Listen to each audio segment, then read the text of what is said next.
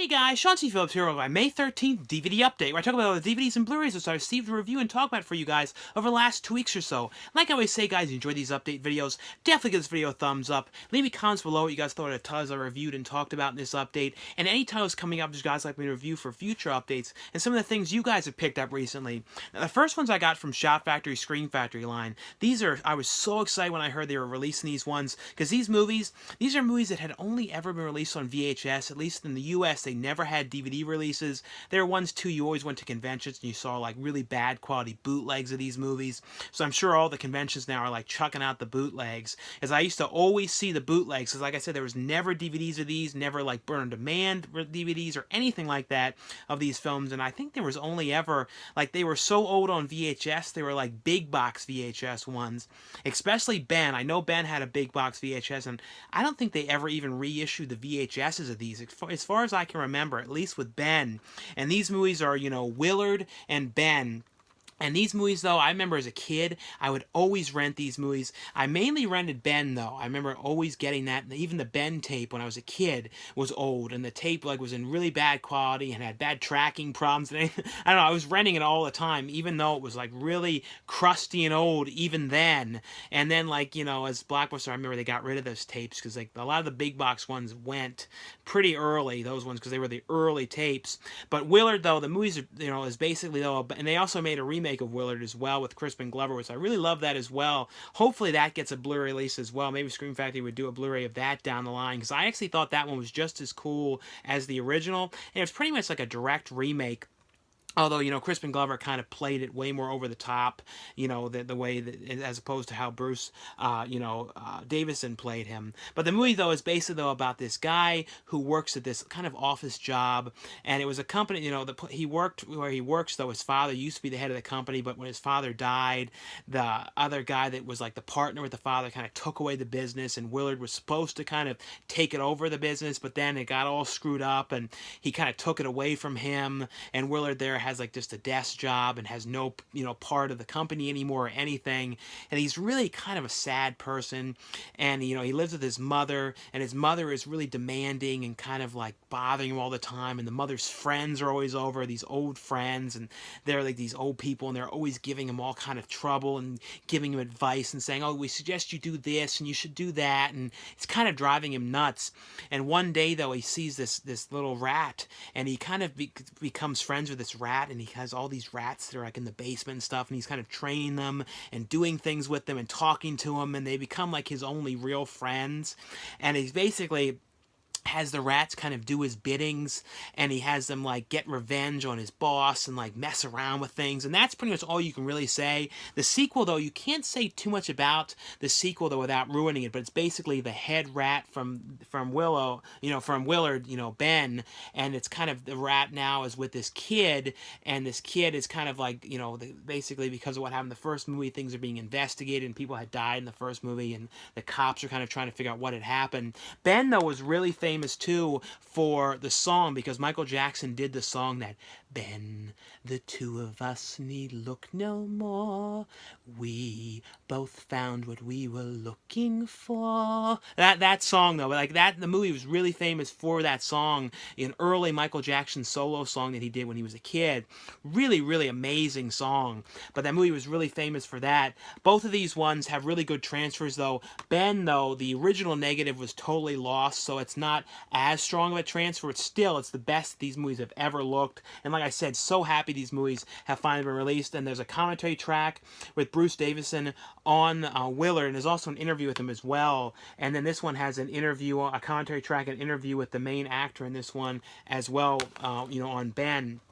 The next one here from Scream Factory as well. This is a movie, I really enjoyed this movie, and this is called Beyond the Gates. And this is basically, though, kind of like a R-rated Jumanji. And it's about these two brothers, you know, whose father, you know, ran this video store, and the father went totally missing. No one knows where he was. No one knows what had happened to him.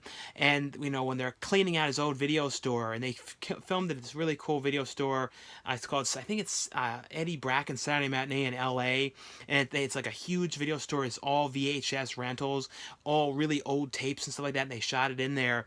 And it's basically, though, they go there to clean up the shop because like they're finally getting to the point they're just going to put it all away and start selling things off. When they're there, though, they find this VHS board game, and they find it in the father's office, and they put it into the player, and they start playing this game. And Barbara Crampton's character is on the TV talking to them and saying the rules of the game. And like I said, it's a kind of like an R-rated horror version of Jumanji. Once they start playing the game, creepy things start to happen. And like there's bad consequences where if they do something wrong, things can happen to them and people that are connected to them. It's a very, very cool throwback 80s style movie. Really, really love this one a lot. It has a whole bunch of features on here as well. It has a commentary track on here with the director, Jackson Stewart. Behind-the-scenes featurette, deleted scenes, retro Beyond the Gates commercial, a bunch of different stuff on here, but really, really cool throwback horror movie, and all about like a VHS, VHS game. And there used to be a lot of those kind of VHS board games you could get in the 80s. I think I have one I bought in a thrift store a while back. The next one here from Shout Factory's line, this is the Shout Select line. This is the one that I had never seen before, and I felt like I had saw all the Rick Moranis movies, but this one somehow I had never seen, and never really even heard of this movie, really. It's a movie called Streets of Fire. It's a pretty cool movie. It's like one of those movies, too, where you can't really tell exactly when it's set, because it's like, even though I think it has like an 80s feel to it, it's from 1984, it's got kind of like a 50s, 60s greaser kind of vibe to this, and it's about like this nightclub that's really popular, and these kind of hooligan gang of this biker gang end up kidnapping this one girl who's one of the lounge singers there, who's, Rick Moranis' girlfriend, and Rick Moranis kind of hires this guy to try and track down the gang and track down where she is, and it's kind of like all the problems that happen that night of trying to track her down and find her, and it's kind of like a rock opera kind of film too as well, with like some musical kind of aspects to this one. A really cool, gritty, weird movie, and it's got William Dafoe in this movie, a pretty early William Dafoe role as well in this. And like I said, I had never seen this before, but actually a pretty cool, weird 80s movie, and like I said, it's one I never really heard a whole lot about or anything. And Rick Moranis was really good in this movie. He was, it was throughout this whole movie. It has on here, though, a brand new 2K scan of the film, a brand new making of on here, as well as some vintage featurettes and music videos on this one. The next one here from Universal is a movie called The Space Between Us. And this is one I saw in theaters as well, and I actually really like this movie a lot. And it's stars, Asa Butterfield and Britt Robinson, and like I said, it's called The Space Between Us, and it's basically, though, about this kid who is born on Mars. Like, the mother is goes to space for like the first ever mission to Mars, but when she gets up there, during birth she dies, and the kid is born there, but because the kid is born there, they don't know she's pregnant when she goes up there. If they did, she wouldn't have been able to go, but of course, though, she didn't know it, so it was too late, so she's up there, and they know that if she gives birth to this baby on Mars, this baby is pretty much going to be stuck on Mars because it's going to be used to the atmosphere on Mars, and it really could never come to Earth. And the mother, like I said, the mother ends up dying up there, and NASA doesn't really want to talk about the pregnancy and that this had happened, and that she kind of went there anyway because they're kind of embarrassed about the entire situation. So he's born up there, and he's living fine. Now he's a teenager. This is years later. He's up there kind of like messing around with the astronauts, and he's just basically a kid, like a teenager up there, just kind of growing up out there, watching TV, watching movies, and watching the astronauts work and the scientific stuff that they're doing. And he starts talking through Skype. They allow him to do this, and he talks to Britt Robinson's character he becomes friends with, but he's not allowed to say that he's up there. He just sort of says he's just some teenager, and he's in another private school and stuff talking to her, and he becomes like friends with her and starts to really like her and wants to see her, and he basically talks them into letting him go to Earth because he's like begging them and bothering them and not really letting them work and messing around and sneaking around the ship and causing all kind of problems, so they reluctantly let him go to Earth. And it's kind of like he goes to Earth and he knows that it's not really going to work out, so he runs off, and it's his mission to find Britt Robinson Glen, and that's kind of what it is. And then the NASA team is kind of trying to find him and bring him back because they know he can't survive there. But a really, really great movie. It's one of those movies, you cry a little bit to it. And I always like Britt Robinson. I feel like, though, she's going to be playing a teenager forever, though. I feel like she's like, I think she's like 25 or something like that, but she's always teenagers forever. But, she can pull it off, though. But I actually, like I said, really like this movie. And it has on here, though, an alternate ending, deleted scenes, a featurette, and a commentary track on here with the director. But definitely give this one a chance. I really like this one.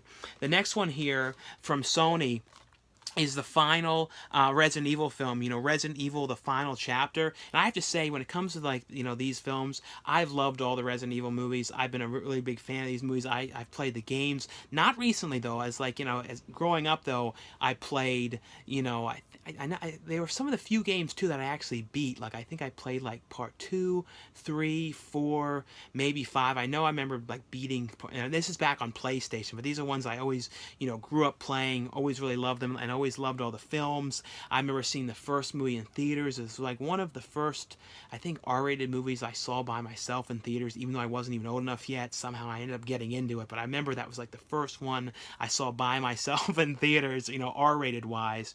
And the thing that was cool about this movie was it's going back to the first movie, where the first movie was set, in the Umbrella Corporation in the underground area. And there's what's going to happen, though, is Umbrella's going to let out this type of a virus. It's basically going to, turn everyone in the entire world into zombies, and it's up to Milla Jovovich's character to try and get back there and stop this from being let out. And she has to go back through all the stuff she did before with her new team of who she's going with back into the Umbrella Corporation to try and stop this virus from being leaked out. I really enjoyed this one. I think this was actually one of the better sequels in a long time. Like I said, though, I've rewatched some of the sequels. For some reason, I really love these movies, and I know not everybody likes these films, but to me, I think they're actually really pretty cool movies. I think they're really just fun, watchable movies. Some of my favorite zombie movies in the recent years are these films. And I don't know, especially game-adapted movies, too. I think these are some of the strongest ones. It has on here, though, a sneak peek of Resident Evil Vendetta, which I think is going to be a Resident Evil animated continuation. And I think even though this is the final movie, from what I've heard, though, they're talking about spinning it off into a Netflix series with Milla Jovovich, I think, is going to be in it. It has on here a number of other featurettes on here as well. But, I, like I said, really like these movies. Would definitely recommend you guys check this out if you're a fan of the series. And, there's also, I believe, a 4K edition of this one as well. The next one here from Lionsgate, and this is one that, I'm glad it's finally come out in the U.S. because it came out in other countries under the name of February. That was the original title to this movie. But it's released with the U.S. with the title The Black Coat's Daughter. And this stars Emma Roberts. This movie was really, really cool. It's nothing at all like Let the Right One In, the original Let the Right One In, but it's got that kind of feel because it's all set in the snow, and it's got vibes of The Shining, with the pacing and everything, especially vibes too of Suspiria. Because it's set in the school, and there's these two sisters in this movie, these two older sisters that work at the school, these older ladies, and they kind of have a vibe of them from the women from Suspiria to it. And the music too in this is amazing. The director's brother did the music in this, and it's really cool, synth and tones, and it's a very creepy, grim film. But it's basically, though, about there's going to be a break in February at this girls' school, and the kids are going to go away for a week, and they're all leaving and stuff, and there's these two girls that are there, and for one reason or another they're not picked up, and the head of the school is what are we going to do with these girls, because we got to leave, and they need to get here and pick them up. And the one parents are not picking up at all. The other one says, oh yeah, my parents are on the way, they're coming. Of course, she told them to come the following day because she wants to go out with her boyfriend and stuff, but they're pretty much stuck there waiting for the parents, and it's this weird stuff going on in there. And the one girl whose parents are not picking up, she's acting very strange and saying really weird things to her. And then it runs parallel to this movie with Emma Roberts' character, who's you see her leaving this some kind of a building, and she goes out and is waiting at a bus stop, and she ends up meeting this guy who says, "Oh, I can't leave you out here in the snow like this. I'll take you into town. Where do you need to go?" And she says, "Oh, I need to get to this certain location." And the father is like, the guy is kind of driving Emma Roberts' character, and Emma Roberts' character is very strange too. And there's like, it's just like the parallel to her and then these two girls in the school, but just an exceptionally creepy movie. The whole thing, it plays out really well. It's a slow burn movie, but it's one of those ones, like, there's every so often there's a movie where after I watch it, I think about it a lot. This is one of those ones that I was really thinking about a lot. Really, really love this one. If you guys have watched this one, let me know below too what you guys thought of this movie. And you may have saw it, like I said, under the title of February. It has on here the commentary track with the director, as well as a making of on this one. The next one is another one that I was really surprised with. I knew nothing about this one. The main actor is from, Captain Phillips, and he's really cool. Like, he's getting a lot of work lately. He's actually a really great actor. He was nominated for an Academy Award too for his role in Captain Phillips. And this is a movie. The main actor in this too, the main guy, was really good. I didn't know what else he was from, but he was really good. His wife in the movie and it was kind of cool. I kept on thinking I knew her from something, and she played the daughter in Thinner, and it was like her now, and she looks pretty much the same. She was in the movie Thinner, but she's been in a lot of other stuff as well. But I knew I recognized her from something. This movie is called Extortion, and it's basically about a husband and wife and their kid that are going to the Bahamas on a trip, and they want to go out on the boat and kind of see the water and things like that, and he's having no luck finding a boat. So the people in town say, "Oh, you can just rent your own boat and go out there by yourself." And they end up going out in this boat to look around and see the islands and see the water and stuff. And of course, though, they find this island that they want to stop at, and then something happens to the boat and it stops working. They get stuck out there, and they don't have any water. They don't know what they're going to do. They can't find any food on the island, and it's pretty much like the kid and the wife are really sick and like dehydrated and stuff. And they find, the guy from Captain Phillips sees them on his boat and comes there, and he basically is like holding them ransom, saying like, I'll take you to town, but you got to get me $1 million or a couple million, I think. And he's like, if you don't, you're not going to see your wife and kids again. That's really where the movie picks up, and that's not ruining anything. That's like the film, and it takes all these crazy turns. And Danny Glover plays a cop in this movie, and he did a good accent too, because he was kind of having like a Caribbean kind of accent in this. I don't know, this movie really surprised me, because this is one of those movies that could kind of like really not be that great at all, and it really was cool. You know what I mean? Like, and it was just like one of those, it kind of had that vibe of Taken a little bit, but it was like a really intense thing, and you're really hoping things get figured out, and it was like a totally crazy film, but really, really like this one. And the next one from Paramount is Triple X, The Return of Xander Cage. And I actually recently, like a couple months back, just saw Triple X for the first time. They also made a sequel as well with Ice Cube.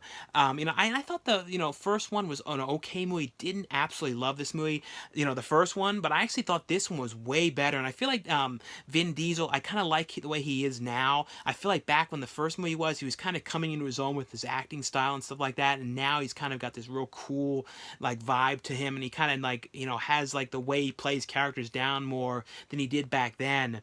But like, I don't know, I thought this was a fun movie, and it's basically, though, his character is like an extreme sports athlete guy who would do videos making like crazy stunts and doing all kind of crazy, like skateboarding down like these crazy mountains and all this kind of off the wall crazy stuff. And in the first movie, he worked with this group trying to get to infiltrate this group and get in there and find information from them. And this one, he now in this movie, though, he's out of that whole business. He's living on this island with this girlfriend and stuff, and he ends up getting brought back into this group of these like undercover spy operatives, and he has to come back in because Samuel L. Jackson's character in the beginning of the film, something terrible happens to him, and he wants to find the people that did it to him and stop this massive weapon. And so it's kind of him trying to stop this, and he gets a whole new crew of people together to try and figure out where this weapon is and how put a stop to the whole thing. And like I said, this is the 4K edition of this.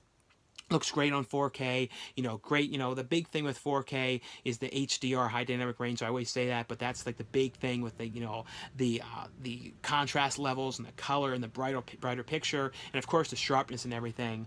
But I really thought this was a fun movie. Like I said, way more fun to me than the first movie, and has on here, though, I'm making a featurette on here, a gag reel, a thing on here about the locations of the film, but really pretty cool movie.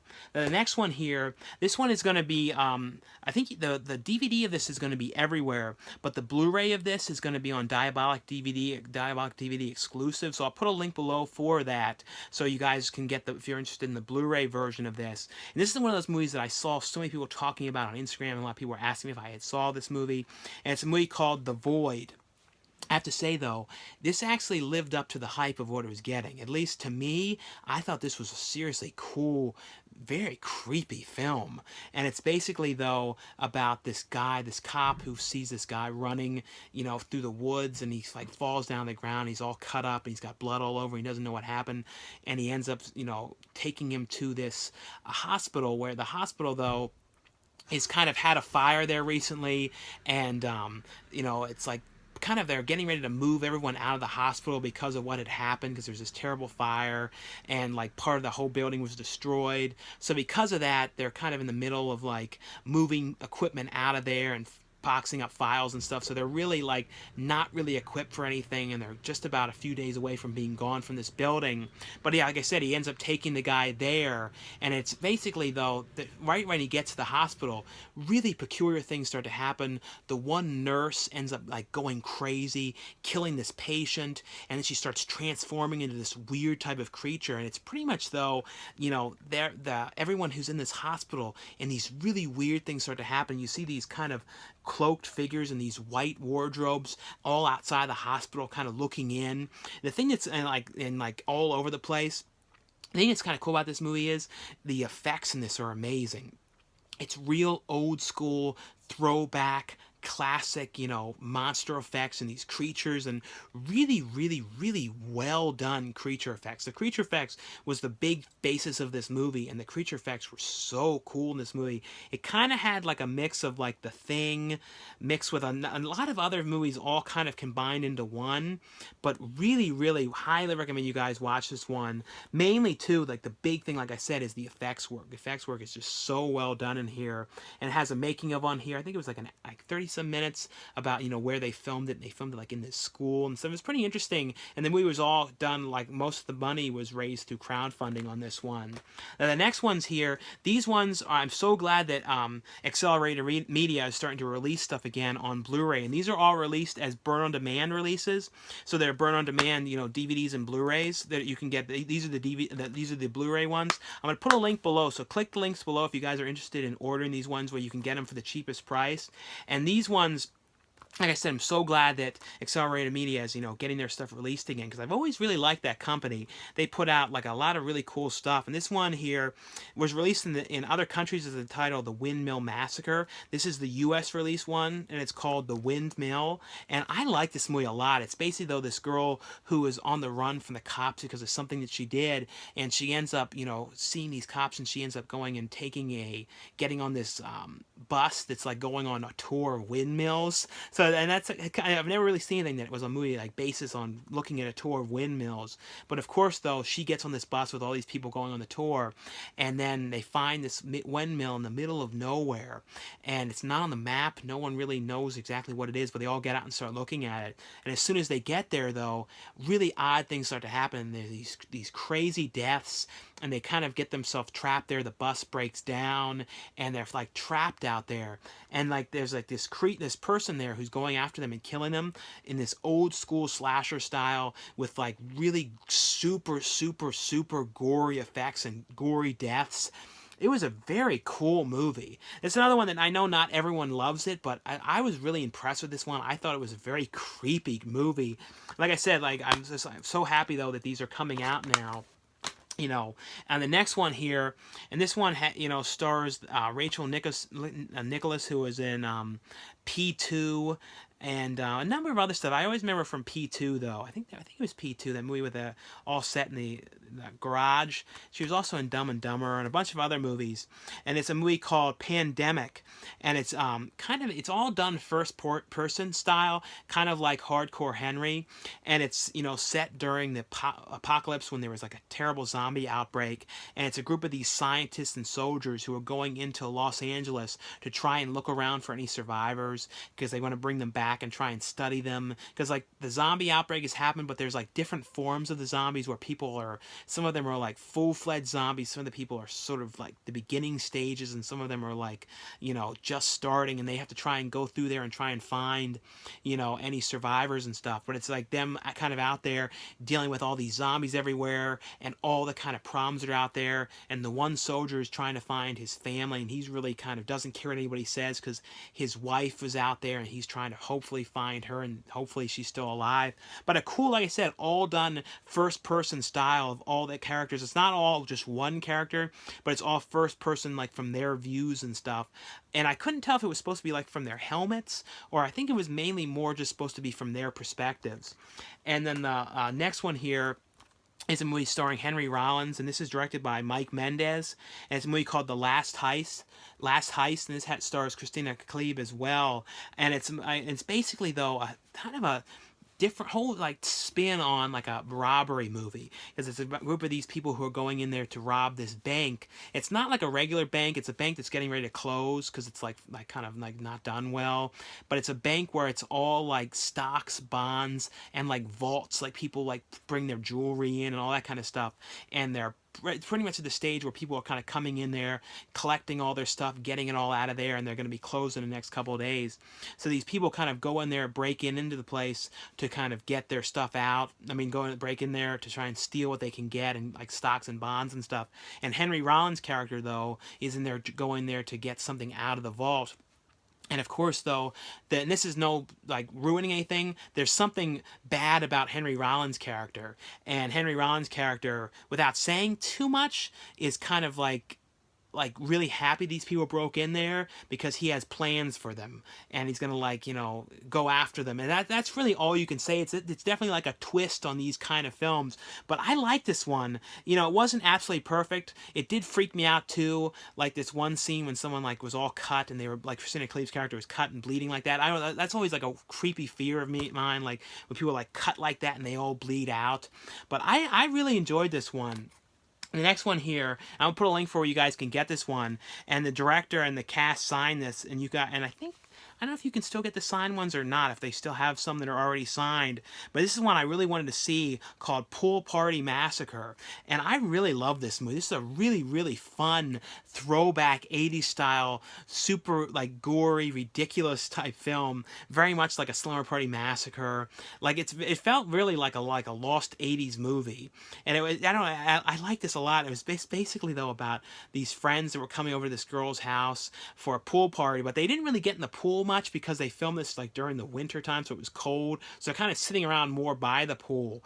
And when they're there, though, someone is killing off the girls one by one and killing off people around the area as well. And what I like is like there's this whole wall of tools like hammers, shovels, all kinds of different pickaxes and stuff, and it kind of cuts, but you know that like the killer is going to go through each and every item to kill these girls off, and they like, you know, once he kills them, he puts the thing back up and it's covered in blood. Then he picks up the next one. And I don't know, I really thought this was a very fun, you know, just super ridiculous. And there were some really weird characters, like the guys that came over to the house to see the girls. They were really ridiculous people coming in there, especially this one guy was way older trying to pick up the girls and stuff. And it was just the ridiculous stuff that he was saying. It was like this real stupid, ridiculous stuff. I don't know, I really just found this to be a very funny throwback 80s movie. It has on here, though, a commentary track with the director, a location tour, a gag reel. It's funny, too, like the house, like the neighborhood almost reminded me, and I don't know if it was the same area or not, where, you know, Rick from Pawn Stars, he like did a video when some reality show spin-off thing or something where he was like showing his house and stuff, and it was like, it looked like that same neighborhood. It was like, I doubt it was, but it, you know, this was filmed in Vegas, but it looked a lot like that area. And the last one here is from Shameless Screen Entertainment, is a movie called Almost Human. This one, keep in mind now, is a Region B release, so you would need a region-free player to play this, you know, region-free Blu-ray player to play this movie. And this is from the director of Cannibal Ferox, not Cannibal Holocaust, Cannibal Ferox. Like I said, it's called Almost Human. And this one, you know, it's the first time on Blu-ray, and I don't think it's not on Blu-ray in the U.S., and this is the first time it's, you know, in the U.K., and I always love their yellow cases. They have like these really cool yellow cases on their releases, and this is basically, though, kind of like a sort of like a House on the Edge of the Park, Last House on the Left kind of movie a little bit. And it's about these kind of criminals, and the one guy is like the head of the group, and he's like really nuts, and he doesn't think anything about killing people, and he's just like totally off the wall crazy, and he just really wants to find a way to make a lot of money. So he comes up with the idea of kidnapping this really rich girl and holding her for ransom. But it's like them going to kidnap her and kind of making the plan for doing it and how they're going to do it. But they like, he's so insane. He like will kill anybody or kill kids, anybody that gets in the way. And then the other people that work with him in the group are kind of like looking at him like, why are you doing this? This is not what we planned. You're going insane here. And it's kind of them dealing with him why he's keeping this girl captive and kind of the whole thing. And it also deals with the cop, Henry Silva, Silva's character. I believe that was the actor. He was in like a bunch of different movies like Thirst, like the horror movie Thirst, and a lot of other things. And it's kind of him trying to find the person behind all these deaths that are going on. And has on here a director with brand new director interview on here, as well as some other features on here as well. And it has the audio track in English and Italian on here. But really cool, like I said, Last House on the Left vibe kind of movie. Anyway, though, guys, that's all for the reviews in this update video. Thanks again for watching and subscribing. I'll see you guys later. Bye.